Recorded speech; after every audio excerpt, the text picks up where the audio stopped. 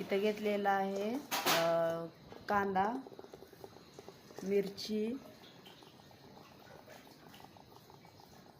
कोथिंबीर, लसूण, मीठ,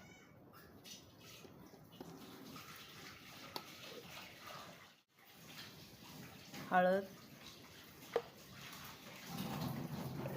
इथं घेतलेला आहे ओवा. इथं मी टाकत आहे थोडासा सोडा. आता आपल्याला हे चांगलं मिक्स करून घ्यायचं आहे.